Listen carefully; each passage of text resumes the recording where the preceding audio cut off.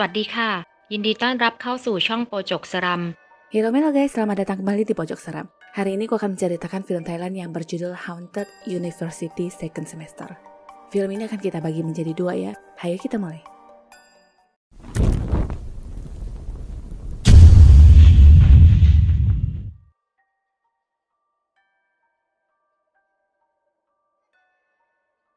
Hari pertama orientasi sekolah, keempat murid baru tampak berkumpul yang bernama Tai, Sin, Fei, dan Minsa.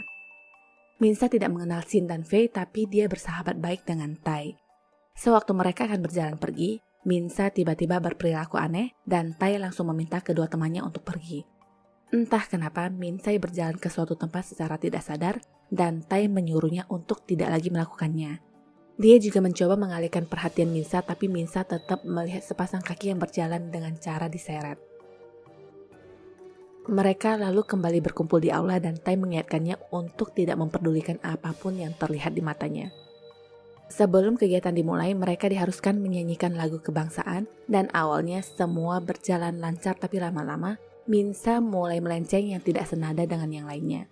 Tai menyadarkannya, tapi Minsa merasa dia menyanyikan lagu yang sama padahal tidak. Ada sesuatu yang berputar di balik pintu yang membuat Minsa gugup.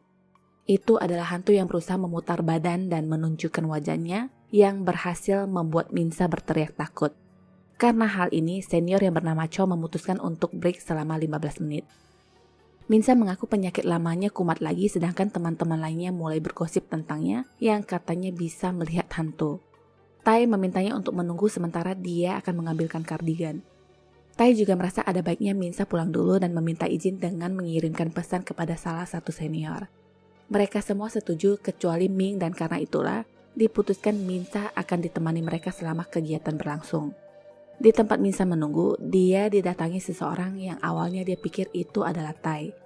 Saat dia mendongakkan kepala, sosok itu ternyata hantu yang pelan-pelan memutar kepalanya, dan pada saat yang sama, Tai datang lalu hantu itu pun menghilang.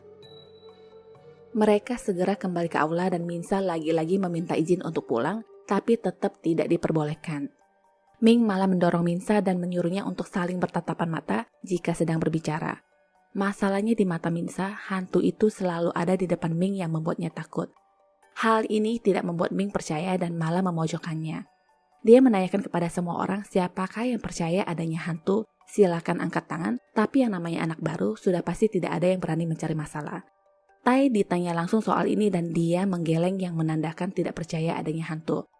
Hal ini tentu membuat sahabatnya kecewa dan di saat yang bersamaan, Minsa mendengar nyanyian serentak yang semakin menambah rasa takutnya. Di atas itu, para hantu sedang bernyanyi sambil gelantungan dan bertepuk tangan. Pemandangan ini membuatnya mual dan muntah yang tidak sengaja mengenai rok Fei. Fei menjadi kesal dan meminta senior untuk melanjutkan acara tanpa mereka berdua. Minsa baper dan berlari keluar ruangan yang disusul oleh Tai. Sewaktu Minsa berjalan di lorong, ada hantu yang mengikutinya dari belakang, sedangkan Tai masih sibuk mencari keberadaannya. Tai akhirnya sampai di sebuah gudang karena merasa mendengar teriakan tapi belum menemukan Minsa.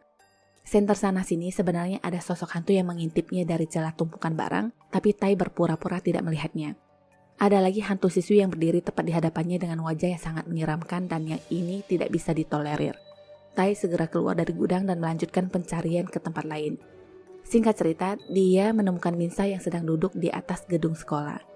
Minsa menanyakan kenapa Tai tidak membantunya tadi, yang dijawab Tai, sebenarnya itu sudah bentuk sebuah pertolongan dengan menutupi kenyataan bahwa Minsa bisa melihat hantu untuk menghindari pikiran buruk orang-orang.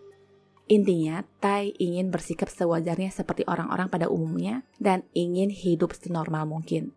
Kesalahpahaman tidak dapat dihindari di mana Tai merasa sudah banyak berusaha membantu Minsa, tapi kejadian itu justru membuat Minsa merasa ditinggalkan. Tai membujuk Minsa untuk turun dan memulai lagi dari awal.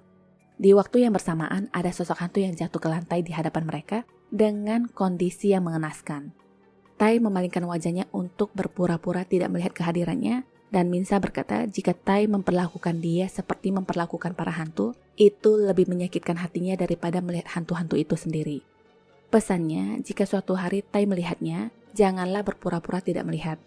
Setelah mengatakan itu, Minsa pun menjatuhkan diri dan tewas. Para murid heboh dengan kejadian itu sedangkan Tai hanya bisa menangisi kepergian sahabatnya.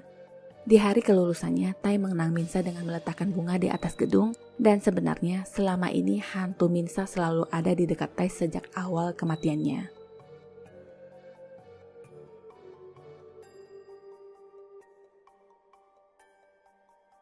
Cerita dimulai dengan pria yang bernama Tan. Dia adalah mahasiswa kedokteran yang mengalami gangguan tidur dan selalu melewati malam dengan mendengarkan podcast kekasihnya yang bernama Tang.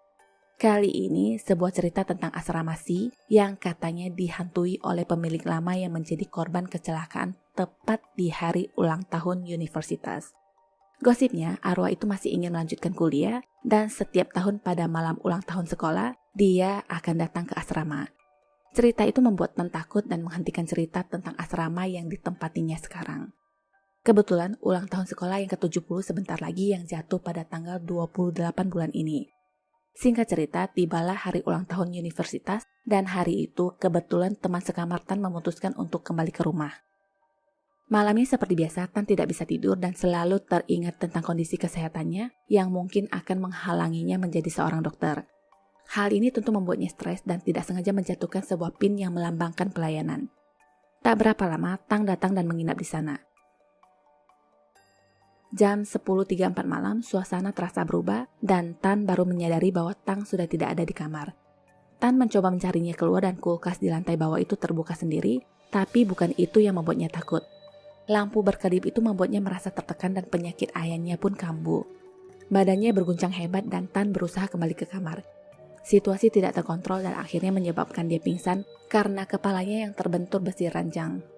Jam 2 subuh dia tersadar sendiri tapi dengan kondisi badan yang susah digerakkan. Di tengah kondisi seperti ini ada sosok bayangan hitam di luar jendela yang bisa bergerak seperti ingin masuk ke dalam. Sebuah robekan kertas bertuliskan asrama Si ada di sini. Lampu meja berkedip dan hantu itu berjalan masuk dengan gerakan yang menakutkan.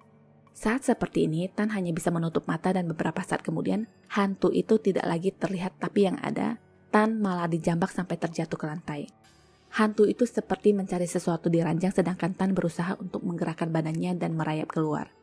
Ternyata pin inilah yang dicari tapi hantu itu marah karena kondisinya sudah dalam keadaan bengkok. Dia lalu keluar untuk mencari Tan dan perhatiannya teralihkan dengan adanya cahaya. Ini kesempatan Tan untuk kabur tapi sayangnya di tengah jalan dia kegap dan langsung didorong jatuh ke bawah tangga. Tidak puas sampai di sana, hantu itu juga mematahkan kaki dan mencekiknya. Pin itu lalu jatuh dan ternyata ada perbedaan antara dua koin di tahun 30-an dan tahun 70-an.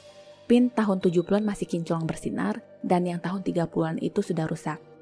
Pin yang selalu mengingatkan akan sumpah dokter yang selalu mementingkan keselamatan manusia dan moral. Tan yang melihat pin rusak itu mengucapkan sebagian sumpah dokter yaitu, "Saya akan melindungi kehormatan tradisi pengobatan, rekan seprofesi adalah saudara-saudara dan sedaging.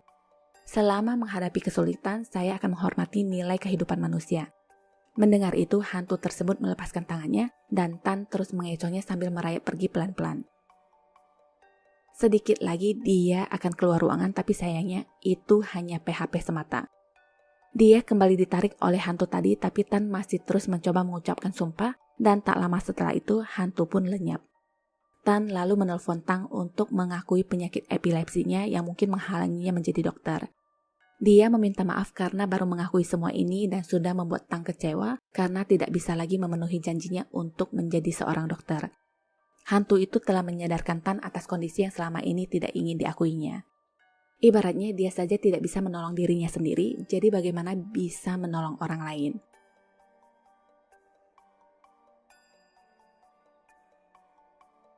Bersambung lanjut ke part 2, link ada di atas. Sampai jumpa.